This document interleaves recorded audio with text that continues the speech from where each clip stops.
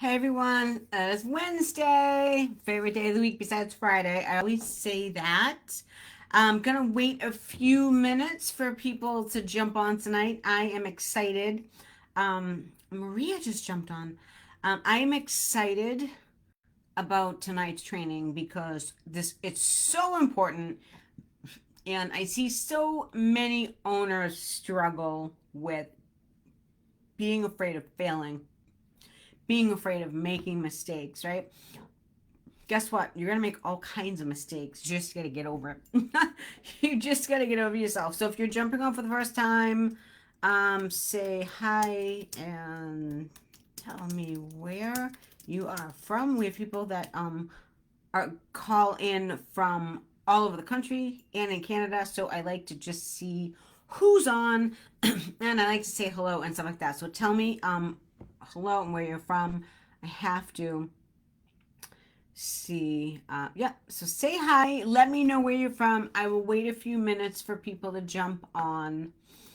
For those of you that don't know me, my name is Cheryl Hasher. I'm the founder of this group, Sisters Who Scale. I'm a cleaning business coach and mentor.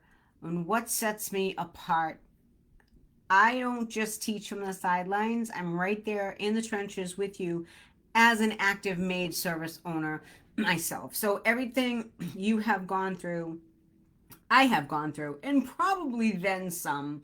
But the difference between people that grow successful cleaning businesses and get to work remotely and get to not clean is crossing over the fiery coals. So if you feel like you're stressed and overwhelmed, you just haven't crossed over enough fiery coals yet.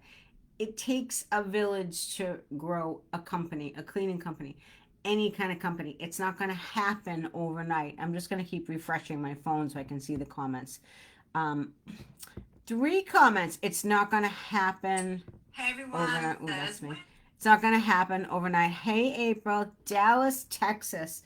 It's not going to happen overnight, ladies and gentlemen, right? So, my journey is I started out my cleaning company out of necessity. I was a single parent um, in the Boston area, and my son was little, and I had to pay the bills, and I had to put food on the table, right? So I had a burning desire, need. Hi, Tracy. Hi, Maria. Hi, Jessica. I had a burning need. I had to make money, so I had to, I had to go out and clean houses and put food on the table, right? In those early days, they were rough. I made a lot of mistakes. I scraped by financially. I charged too little. But I refused to stay stuck in that struggle. And so, through determination and strategic changes, I transformed my cleaning company. I started with no money, right? I started zero. I lived in an apartment. I had no money. And now my company's making over $800,000 a year, and it's still growing. Like I said, I'm still active. I'm still growing it. It's been over 5.5 years now for that, and we're still climbing. And so, what do I do for what makes me different? What do I do for cleaning business owners? How do I help them? Every single strategy I share with the people that I work with have been battle tested in my own business, right? I don't teach theory, something in a book. I teach you what I do in my own business, and I'm living it daily. So I've guided hundreds of cleaning business owners through their own transformations from barely surviving, thinking they're going to quit, whining, crying, the whole 9 yards, right? For lack of a better word. And they've used my methods, and they've worked, and they've crawled out of the hole, and they've, cut the bull, right? And they just got real with themselves, and they changed their business. So I'm straight up. I'm no fluff. I tell you how it is, even if you don't want to hear it, right? And so that's what separates me. I'm not going to cheerlead you to death. I'm no BS. If I think you need to do something and stop whining, I'm going to tell you in a nice, loving way. That's what makes me different. I give you the honest truth about what it takes to succeed, along with the unwavering support to get you there. Even when the truth is hard to hear, right? Even when the truth is hard to hear. So the purpose looks like people are jumping on now. Stacy's here. Kelly Jenkins. What's up, girl? What year did I start? I flip-flopped, April. I started back in like the 2000, like, I don't know, like 11, 12, and I soloed here and there, and I didn't start growing the company until right before COVID. Like growing, like really growing the company, like right before COVID. So the purpose of today's training is to normalize failure and extract some wisdom from it. So what's a failure resume for a cleaning business owner? I was so excited to do this training. Think of a failure resume as behind the scenes story of how your clean of what your cleaning business journey is. So all those times you fired a client, equipment's broken down in the middle of a cleaning at the worst moments, you underbid a job, you worked for free, you had to give a 100% refund. It's documenting the setbacks that every cleaning business owner faces, right? Everyone's going to face the same thing, but more importantly, it's about capturing what you learned from a tough experience. That's what you want to extract out of the failure. And so many people keep making the same mistakes over and over and over again. So why this works to take away the grip of fear. All right. So fear has a grip on you. When you feel something and you're afraid to take a chance, afraid to take a step, your fear is holding you back from doing something, right? So why does writing a failure resume work to take that grip of fear away? Okay. One, it removes the emotional charge from the failure. You get it down on paper. Get it down on paper. Two, it shows your resilience and survival skills. If you list every time you screwed up on something, you list all the different reasons you undercharged, you, I don't know, broke a mirror. I mean, whatever it is, it's just going to make you stronger, right? What doesn't kill you make you stronger? You have to look at everything. You can't just blow it off and forget it. All that stuff like berries, like is still in your brain. It will stay in your brain, and it will remind you, right? And you don't even know that it's reminding you. Get it out on paper, right? Number three, it's going to identify the patterns that you might need to break. Maybe you're repeating the same thing over and over again.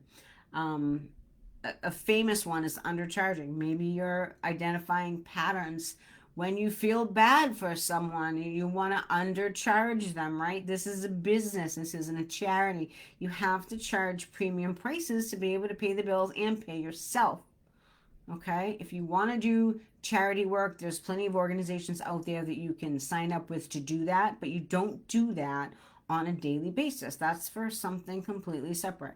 And number four, if you write your failures down, it's going to convert this pain into profit potential because it's going to show you where you messed up, and you're going to then look for ways to fix that so it doesn't happen, right? So why does creating a failure resume transform your business mindset, right?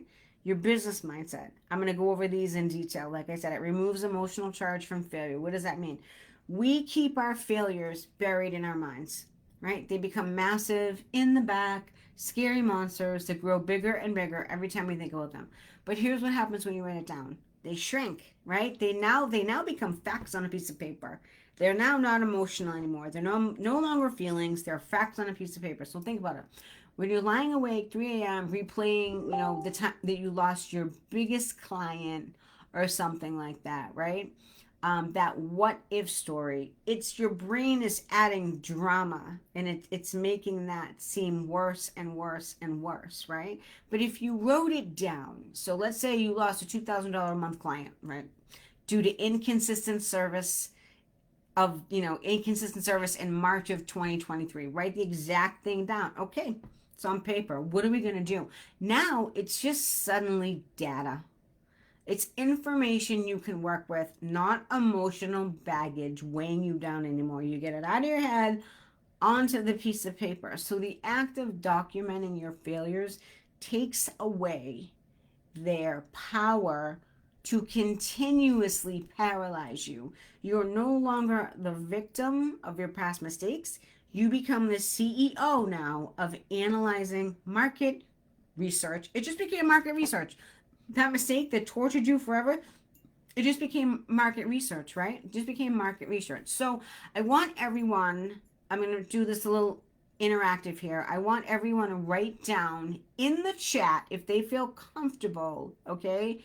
If write down a recent failure, okay? And the reason why it was a failure, okay? You can write a couple if you want to. And this allows you to get real with why you might have screwed up. If anyone wants to do that, write down a recent failure in the chat. I'll look at it. And the reason why, looking back, why it was a failure. Okay, let me see. Hey, Belinda. Been undercharging. I'm so glad I'm finally seeing that. Yes, correct. We're fixing that, right? We're fixing that. We're fixing that. Okay. Number 2, it's going to show your resilience and survival skills. So here's what a failure resume actually proves. It actually proves that you're still here. That you've stuck it out, you're sticking it out, you're not giving up, and you kept going, okay? So every single failure on that list that, we're going to create is followed by an asterisk that says, and I survived this and I kept going. Belinda, I'm going to use you as an example. I have been undercharging for, I don't know the exact years. I have been undercharging my clients for 5 years. But now I see that I was wrong. I survived this and I kept going. And now I'm raising my prices. You see what I'm saying? Now it makes it look like, okay, all right, I admit that I was undercharging, but I realized I was undercharging, made a change, raised all my prices. I survived that and I kept going. All right, does that make sense? Kelly, dropping balls, too busy and spread too thin. Kelly, I'm going to look at exactly what you're doing because the amount of volume you're doing, you shouldn't be working 14 hours. So you should be working less than that. So I want to see why.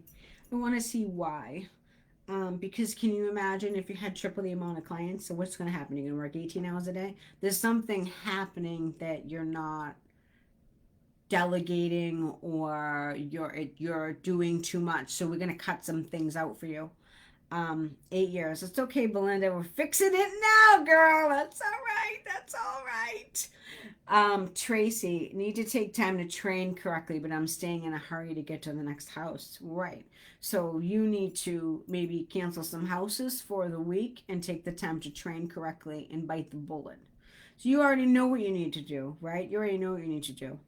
So when I look back at my failure resume, I used to underbid all the time, like by a lot, right? Or if I look back at an employee that stole from me, which there's been a few, right? Because I remember I do a ton of volume, right? So it's gonna be more chances that people are gonna steal. There's been a few. And that's like the cherry that pops that's eventually gonna happen to all of you, you know what I mean? But it's fine, right? But I don't see disasters. I see them as opportunities to learn something from it, right? To fix something in the system. What in my systems was broken that I needed to fix? So I just look at it as, okay, I'm a CEO. What do CEOs do? They put fires out and they solve problems. That's what you do all the time as an owner, right? When you're not cleaning anymore as an owner, all you do is you fix problems and you put fires out and you make everyone happy, right? At the same time. So accept that's what you're going to do. If you don't want to do that, don't be a boss, right? Don't be a boss. That's what a boss does. Boss, the big cheese up here at the top, making decisions. The more decisions you make, the easier it gets. It's not all, it's not all terrible. And if it was easy, everyone would do it, right? You don't want to be a boss or whatever, go work at McDonald's. There you go. Then someone else is going to be telling you when you can take your vacations, when you can take your breaks, when you can eat, when you're working, right? I don't want that. Do you want that? I don't want that. Nobody wants that. If you're on the call, nobody wants that. So most people would have given up after the things that you've gone through, but you're still here, right? You're still here. That means something. So you have to give yourself a little grace and be like, you know what? Today's really a hard day. Today's really a sucky day. But tomorrow's going to be better. I mean, I see the women that I work with on this call, which there's a whole bunch of them on this call. I see you have like ups and downs, ups and downs. Be like, yay on one day, and then the next day you're like bottom of the barrel. You know what I mean? And I remember that because I used to be like that. Now I'm just like, nothing really bothers me. But like I see you're up and down, up and down. That is very normal in the beginning. So don't beat yourself up thinking that you can't do it and this isn't for me and all that stuff. You're here for a reason. You decided to open a business, for a reason. All right. So for lack of a better word, suck it up, buttercup, right?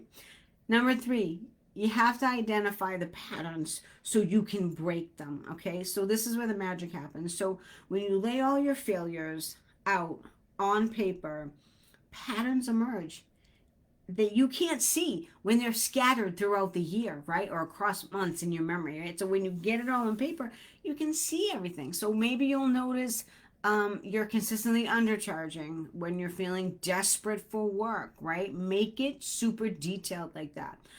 Maybe you see you hire too quickly when you're overwhelmed. Oh, I just got to hire someone.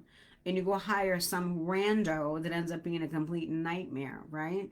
Maybe every operational disaster happens when you skip your system and try and wing it and be like, oh, that's all right, I can do that, it'll be fine, right? So these patterns, they're not character flaws. So don't tie them to you emotionally or personally.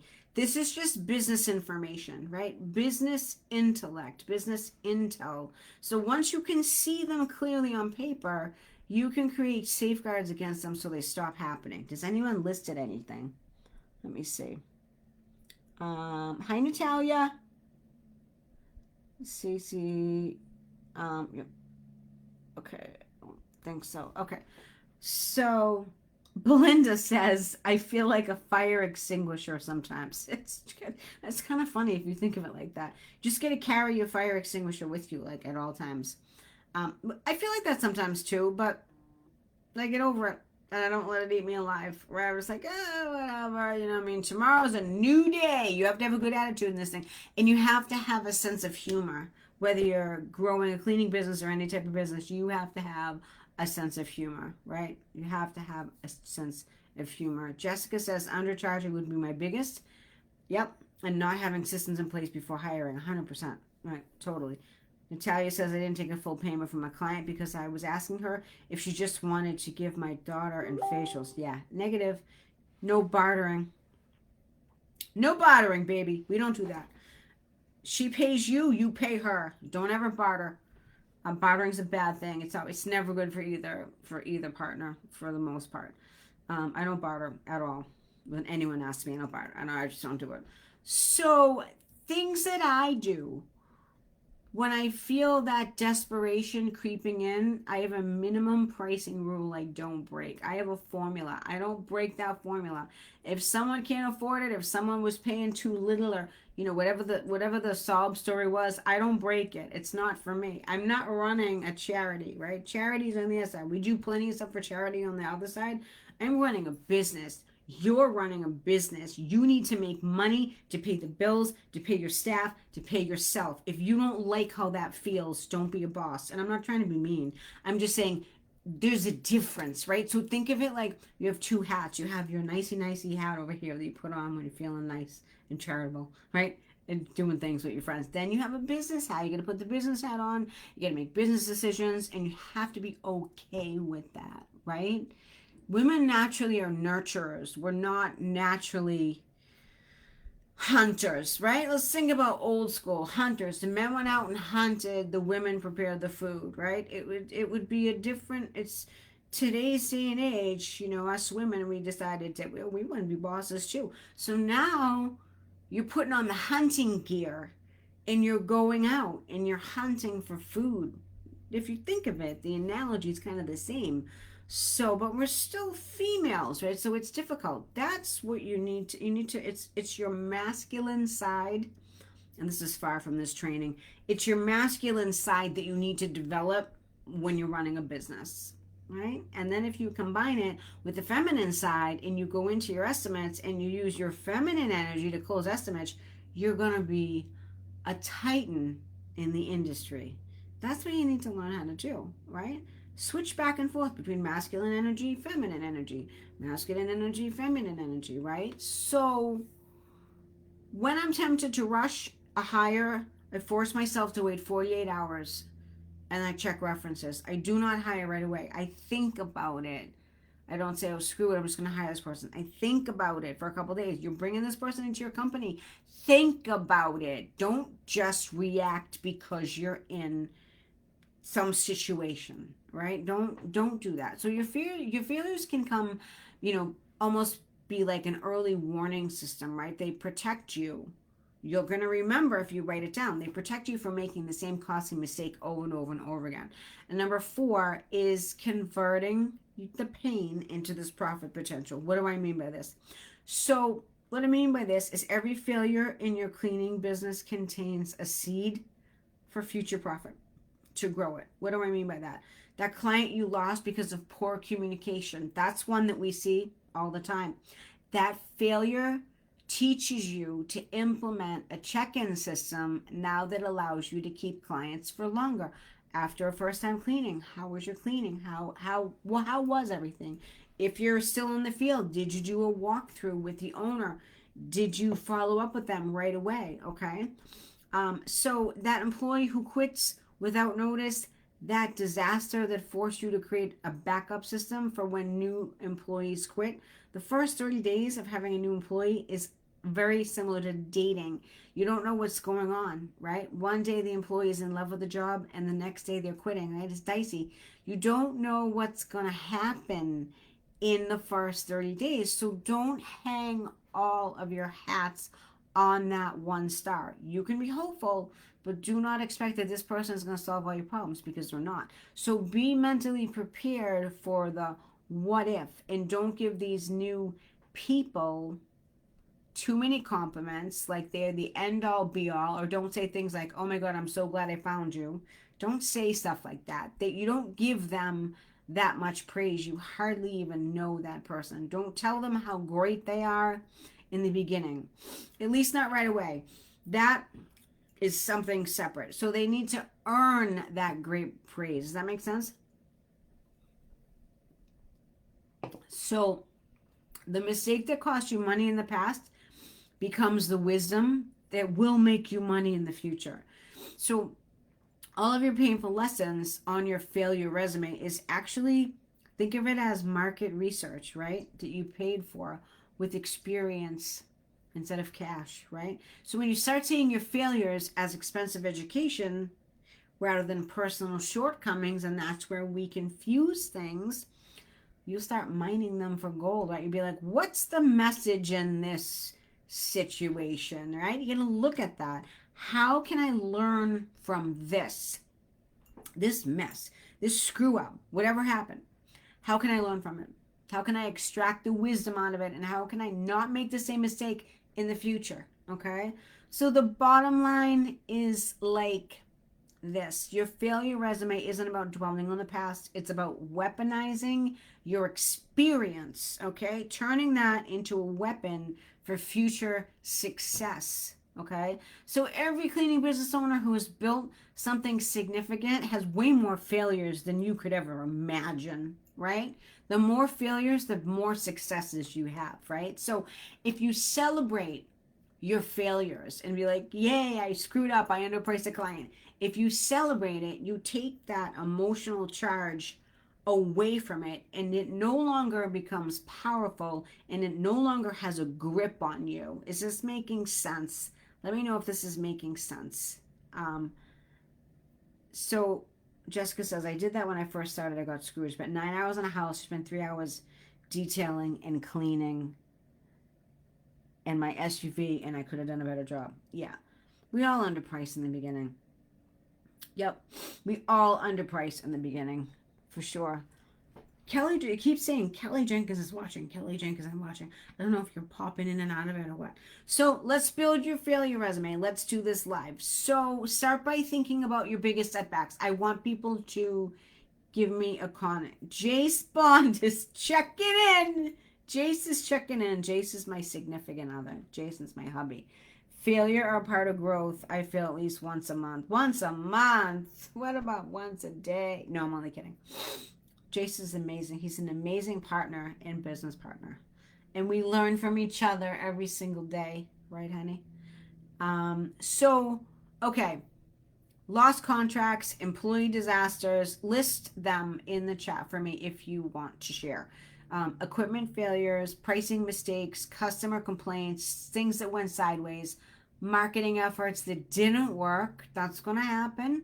So, what would you say? Give me some examples. Like for each situation, like just say, okay, this is what it was, this is what happened. And what did you learn from it? Have you started learning from your failures already? You may have, right? You may have. So let's build this. So organizing your stories in the resume. Picture this as a resume. And if anyone is going to comment on what their failures are, that would be awesome. So I want you to build this like an actual resume. And if any of you want to do this and send this to me, that's fine too. You can email it to me if you have my email. So you might use sections of the resume like client relationship failures. So like build like blocks of things, right? Or operational disasters. That could be another one. Pricing mistakes would be another category. So you're going to build the resume like it has different categories. Staff management failures. We've all had them, right? The hardest part of this business is people. Belinda can tell you, she had someone walk out on her yesterday. Walked out on her mid-shift yesterday. Yeah, that sucks. That's happened to us before. It sucks. That person's a jerk, for lack of a better word, right? You don't want them anyways if they're not going to have any respect and just walk out of a job mid-shift. Like, who does that, right? Someone you don't want working in your company, right? Someone you don't want working in your company. So whatever categories make sense for you, I'm just going to refresh this. Can I refresh this? I can't believe no one is actually giving me some examples. So build the categories first. Belinda says, I learned that wearing two hats is hard, but it definitely makes things better. Right, true.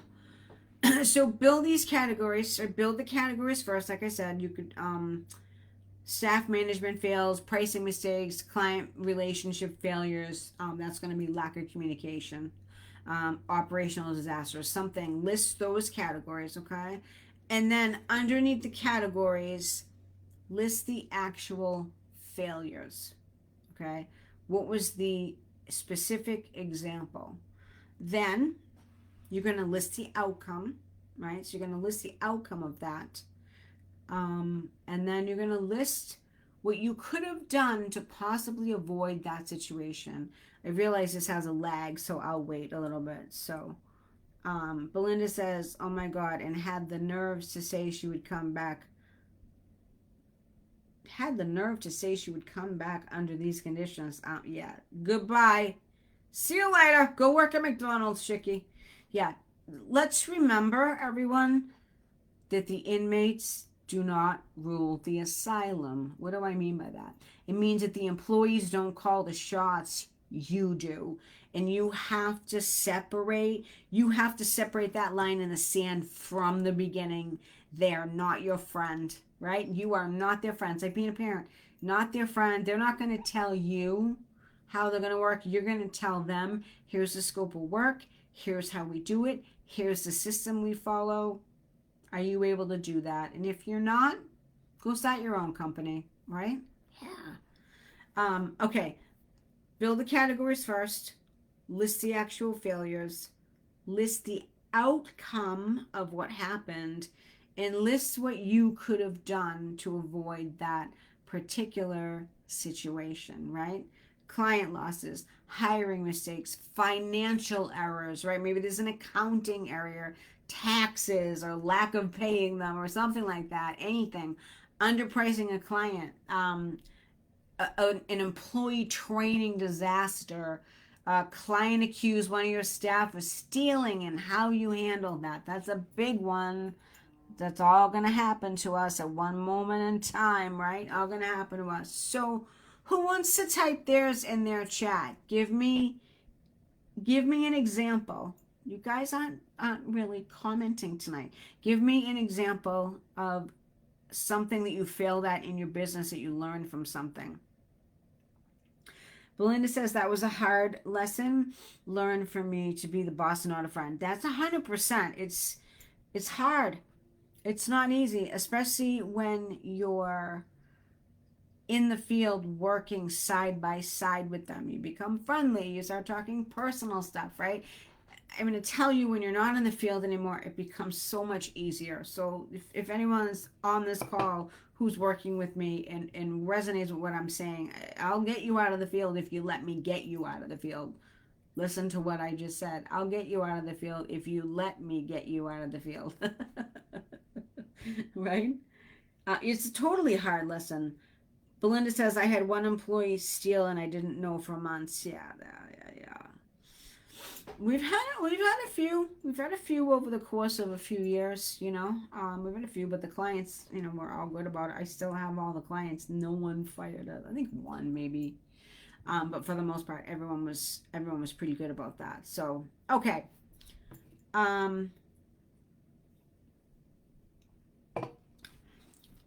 Jay says, invest in equipment like hiring an employee. Your equipment will never call out, never have a sick day. Get good equipment to grow. Fail would be cheap equipment just to make do. Okay. Yep. Cheap equipment. Cheap vacuums. Right? Playing it on the cheap. You have to invest in your business, ladies. You have to. Jessica says, I've been more of a friend than a boss and I've started to pull myself away. You have to. You can't hang out with them. I have them drive now. That's how. Yeah, 100% it does. You have to draw the line in the sand. Natalia says, my business doubled profits back in 2021 and I wasn't prepared to grow that fast. I'm now paying back the taxes.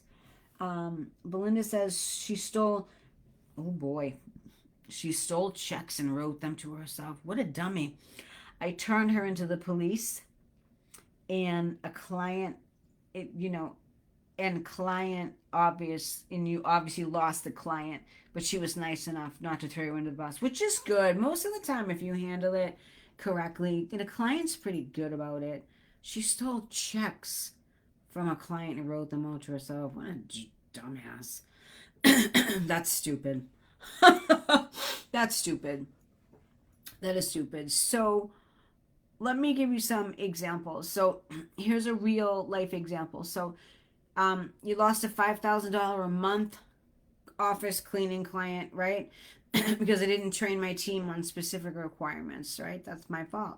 So you learn that every client needs a detailed walkthrough, even on commercial, and a written checklist. So now we've created custom checklists for every new account, and we do quality checks on those accounts. Another one, I've underbid post construction by a lot of money before. I could have charged probably 30-40% more, right? Because it didn't factor in the extra time of having to go back a second time and, double check, because the dust and grout stuff, flies everywhere, right? So I learned to always do a walkthrough and add buffer money in there to cover it. And the other thing I do is I don't really take on post-construction because I think that they're a ton of work, and the builders, very difficult to get a builder to want to pay $2,000 to clean a brand new house, right? Very difficult. So I stay away from them, right? I stay away from them.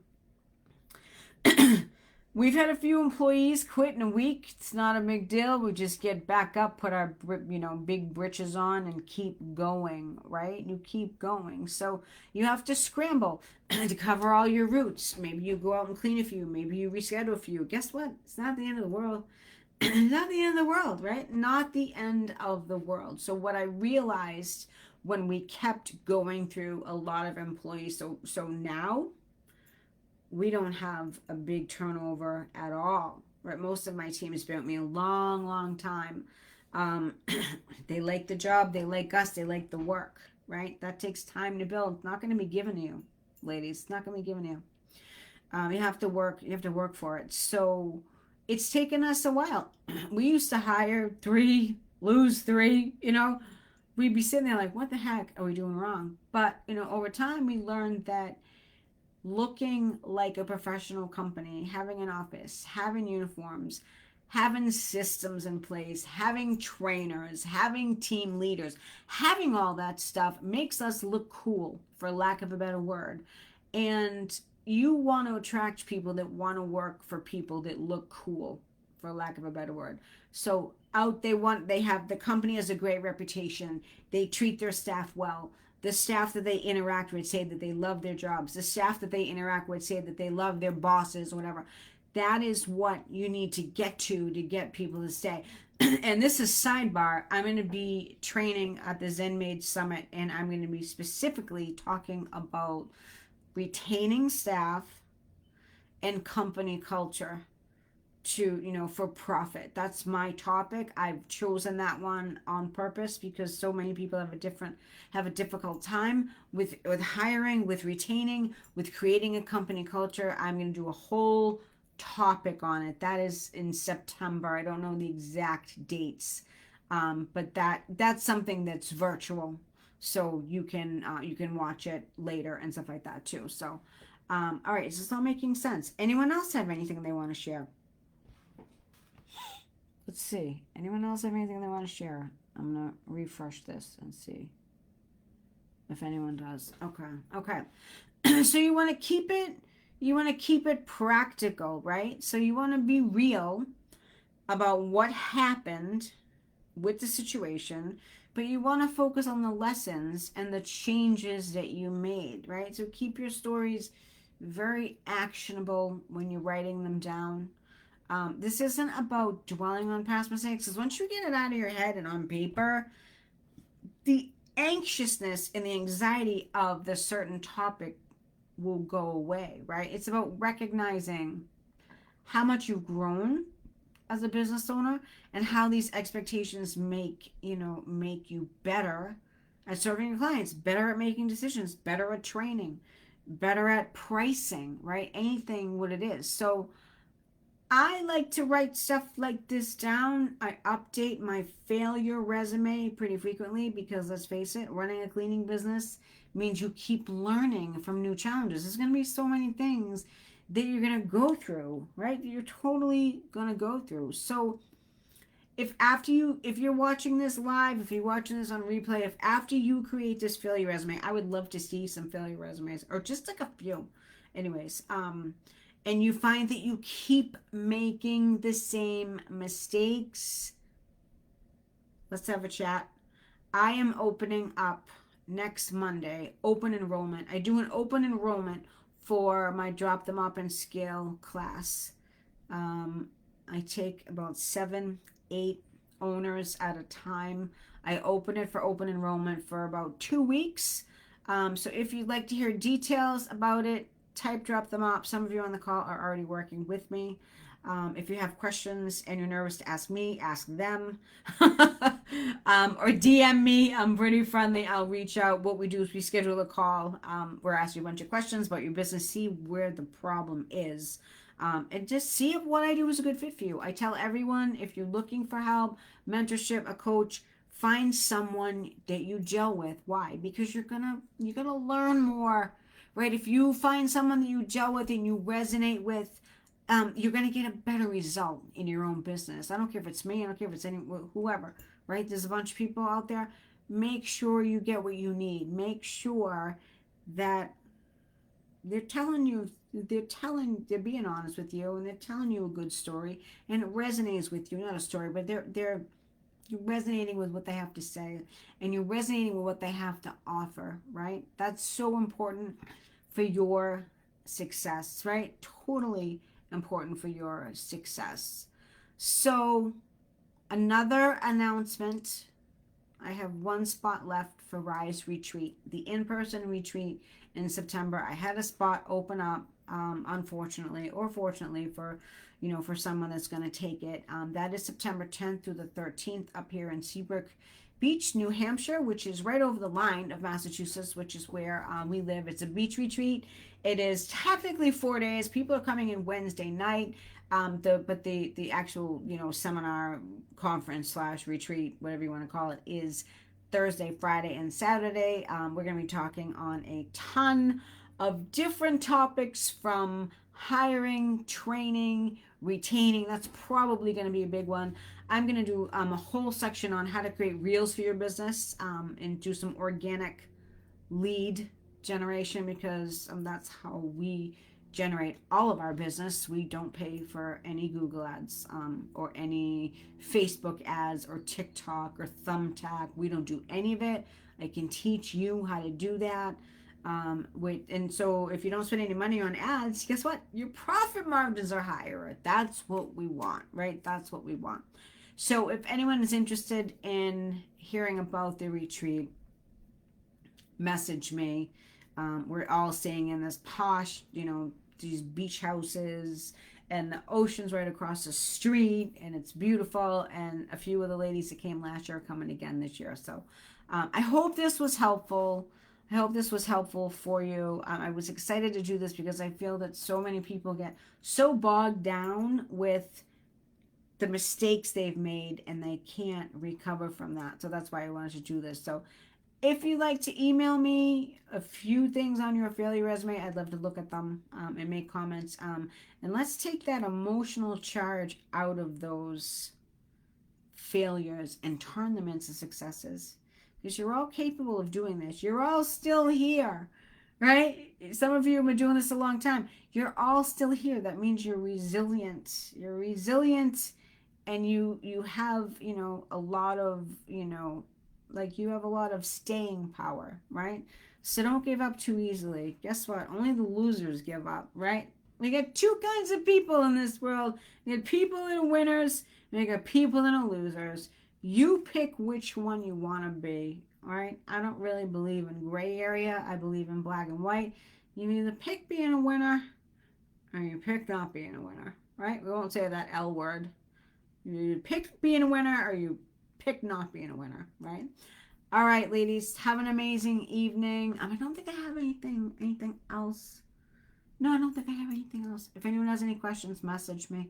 All right, have a good night. Bye.